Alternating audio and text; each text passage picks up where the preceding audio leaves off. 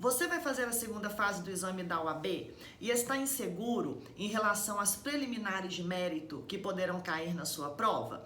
Eu sou a professora Ana Paula Lucas, já ajudei milhares de alunos a passar no exame da OAB estudando direito do trabalho. E convido você a assistir esse vídeo até o final para entender de uma vez por todas o que são as temidas preliminares de mérito, que nem são tão temidas assim. Vocês vão entender isso até o final desse vídeo.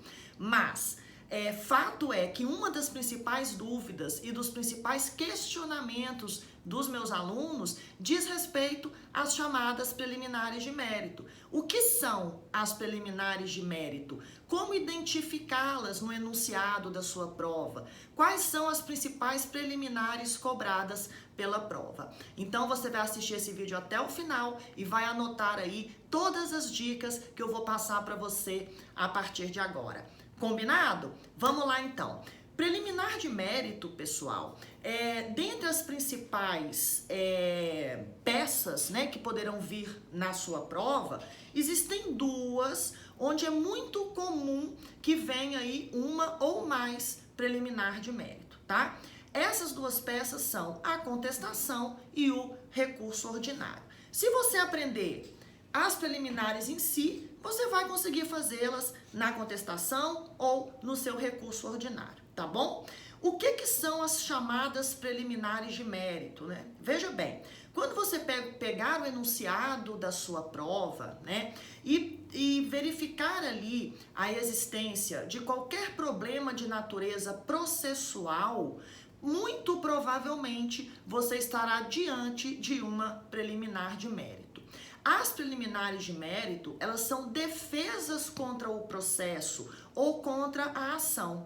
E se forem acolhidas pelo juiz, elas conduzirão à extinção do processo sem resolução de mérito. Veja bem, se você está fazendo uma contestação, você é a parte reclamada.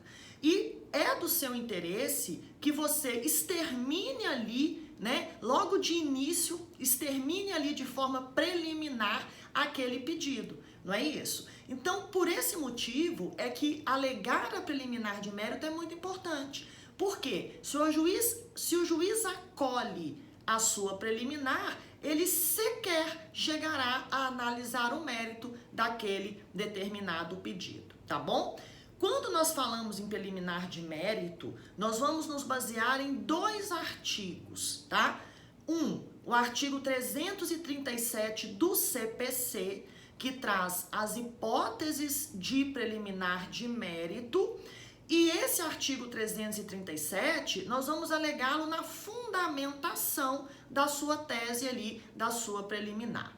Quando você for fazer o pedido, né, e o pedido será a extinção do processo sem resolução de mérito, você irá alegar o artigo 485 também do CPC. Então, nós temos dois artigos aí caminhando juntos em se tratando de preliminar de mérito. 337 do CPC, o que você vai usar na fundamentação, e o 485 também do CPC, que você vai usar no seu pedido da sua preliminar, né? Quando você for requerer a extinção do processo sem resolução de mérito, tá bom? Quais são, então, as principais preliminares de mérito que as provas, né, as últimas provas aí dos últimos exames vieram cobrando, tá? Eu vou destacar para vocês aqui algumas delas.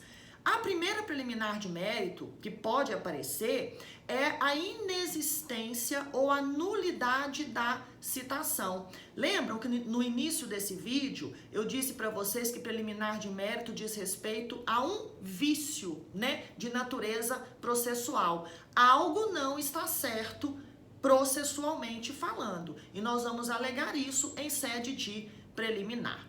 Bom, voltando então à inexistência ou nulidade da citação, nós sabemos que no processo do trabalho, a citação da parte reclamada deverá ser feita no prazo de até 5 dias antes da audiência, nos termos do artigo 841 da CLT e da súmula 16 do TST. Nessa hipótese, se a reclamada for citada fora desse prazo previsto em lei, ela poderá alegar em sede de preliminar a nulidade dessa citação. Então, essa é uma das primeiras, né, preliminares aí que podem cair na sua prova, ok? Segunda preliminar, bastante cobrada na prova, a incompetência absoluta da Justiça do Trabalho. E quando eu digo incompetência absoluta, eu estou me referindo à incompetência em razão da matéria. O artigo 114 da Constituição Federal, ele traz ali as matérias que poderão ser objeto de ações ajuizadas perante a Justiça do Trabalho, tá? Se a matéria que está sendo discutida naquele enunciado, na sua prova, não estiver no artigo 114 da Constituição, tá? Ela não é uma matéria que pode ser discutida perante a Justiça do Trabalho. Vou citar para vocês 2 exemplos bastante corriqueiros na prova da segunda fase. 1. A incompetência da Justiça do Trabalho em cobrar ou executar as contribuições previdenciárias oriundas do contrato de trabalho, ou seja, aquelas contribuições previdenciárias que não foram recolhidas no curso do contrato de trabalho, tá?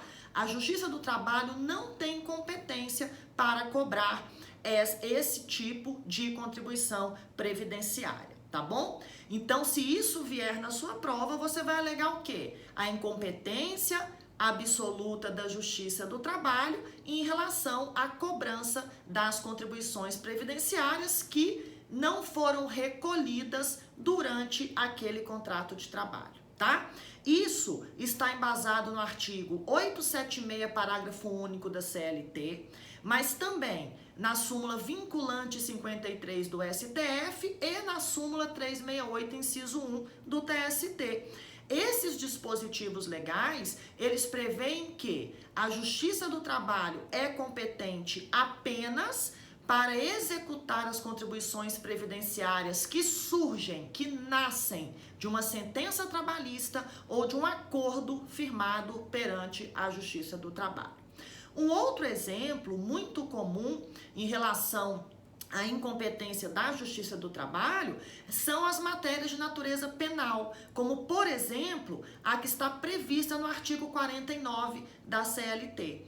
Caso na sua prova apareça qualquer pedido, qualquer menção que tenha natureza criminal, você também irá alegar a incompetência absoluta da Justiça do Trabalho para isso. Combinado? Terceira preliminar que pode aparecer na sua prova, a inépcia da petição inicial, né? Quando eu falo de inépcia, eu estou me referindo a quê? Ou existe uma causa de pedir e não existe um pedido, ou existe o pedido, mas não existe a causa de pedir. Prof, o que é a causa de pedir? É o fato em si, é aquilo que vai ensejar o pedido que você fará, tá? Então, a petição inicial, ela precisa ter uma causa de pedir para cada pedido. Se eu não tenho isso, eu estou diante de uma petição inicial inepta, né? De uma inépcia em relação àquele determinado pedido. A inépcia da petição inicial tem previsão no artigo 330 do CPC e é também uma das matérias bastante abordadas aí nas provas anteriores, tá bom? Outras 2 coisinhas que podem aparecer e que apareceram aí, né, em provas anteriores, a litispendência e a coisa julgada, tá? O que é a litispendência? Existe a litispendência quando o autor repete uma ação que já está em curso e esta ação ela tem as mesmas partes, a mesma causa de pedir e o mesmo pedido. Quer dizer que eu tenho 2 ações idênticas. Então, eu tenho aí o instituto denominado de litispendência, tá? Na coisa julgada, eu também tenho a repetição de uma ação, mas a primeira ação, né, ela já transitou em julgado. Ela já foi decidida aí por uma sentença de mérito. tá bom? Então, litispendência e coisa julgada também deverão ser alegadas em sede de preliminar de contestação, tá? Outras coisas que podem aparecer, gente, que também estão lá no artigo 337 do CPC, né? É a incapacidade da parte, o defeito na representação, tá? Ausência de legitimidade ou interesse processual. Porém, esses assuntos ainda não vieram cobrados na prova, tá? Então, vamos repetir aqui para ficar bem tranquilo aí para vocês. Quais são as principais preliminares que a OAB vem cobrando aí nos últimos tempos, né? Pode ser uma nulidade de citação, pode ser uma incompetência absoluta, que é de longe aí uma das mais cobradas, tá? A inépcia da petição inicial, a litispendência e a coisa julgada. E tem mais uma que eu quero comentar com vocês, que é a perempção, né? Quando é que ocorre a perempção? Quando o reclamante, já tendo ajuizado duas ações, né, e dado causa ao arquivamento das mesmas, não comparecendo à primeira audiência, deseja aí ajuizar uma terceira demanda. E a perempção, ela é uma penalidade. Então, quando ocorre esse tipo de situação, o reclamante só poderá ajuizar a terceira demanda após o prazo de 6 meses, tá? A perempção também deverá ser alegada em sede de preliminar de contestação, ok? Então, lá na sua prova, no seu tópico de preliminar, você vai fazer o quê? Você vai contar o fato, né? Então, você coloca lá, por exemplo, consta na petição inicial o pedido de condenação da reclamada ao pagamento das contribuições previdenciárias que não foram recolhidas no curso de seu contrato de trabalho, né? Isso é um fato, é aquilo que o enunciado está dizendo para mim, tá? Feito o fato, escreveu ali bonitinho, você vem com a sua fundamentação. E aí, muito provavelmente, a sua fundamentação terá previsão no artigo 337 do CPC.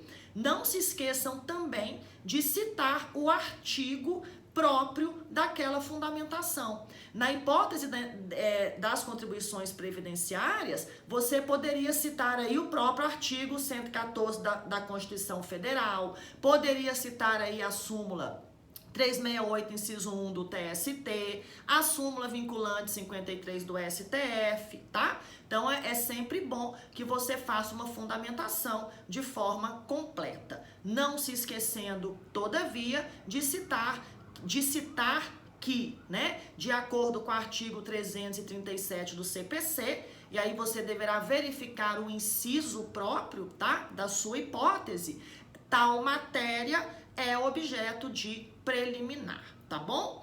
Ao final, você vai fazer o seu pedido. E o pedido aqui é muito simples, gente. Eu vou pedir o quê? Eu vou pedir a extinção do processo sem resolução de mérito, nos termos do artigo 485, inciso X do CPC. Você precisa verificar em qual dos incisos está inserido ali o seu pedido, tá bom?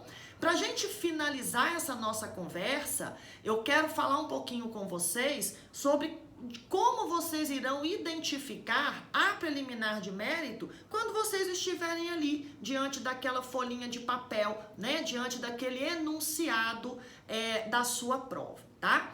Então, olha só, você vai fazer uma primeira leitura, tá? E vai marcar, vai identificar todos os problemas relacionados ao processo, tá? Você vai buscar identificar aquilo que lhe parece ser um caso de incompetência, ser um caso de falta de pedido ou causa de pedir, uma hipótese de coisa julgada, tá? Então você vai primeiro ler com bastante atenção, vai marcar e identificar problemas de natureza processual, tá bom? Feito isso, você irá verificar se esses problemas que você identificou se enquadram nas hipóteses previstas do artigo 337 do CPC. Se sim, né, há aí uma preliminar a ser arguída. E aí você desce a lenha, redija o fato e faça a sua fundamentação. Terminou, né, a sua fundamentação, você vai fazer o seu pedido, como eu disse agora há pouco, de forma bem simples, extinção do processo sem resolução de mérito, nos termos do artigo 485 do CPC.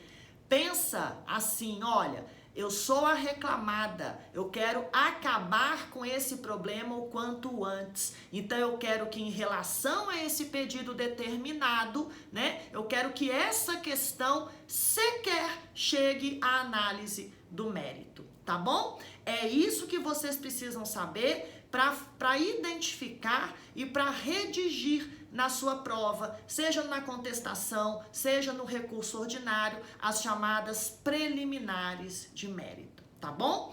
É isso, pessoal, não tem mistério, é tudo muito simples. O direito do trabalho, como sempre, ele é muito simples, né? O processo, o direito do trabalho, ele é muito simples de ser entendido e é muito simples também de ser praticado, tá bom? Se você gostou desse conteúdo, né? Compartilhe ele com seus amigos. Se você tem algum tipo de dúvida, deixa aqui embaixo nos comentários para mim, que eu faço questão de responder para você, tá? E aproveitando, vá lá no meu canal do YouTube, Professora Ana Paula Lucas, e se inscreva lá, porque direto vão ter aí vídeos que vão poder auxiliá-lo na sua aprovação. Um grande abraço e até o próximo vídeo. Tchau, tchau!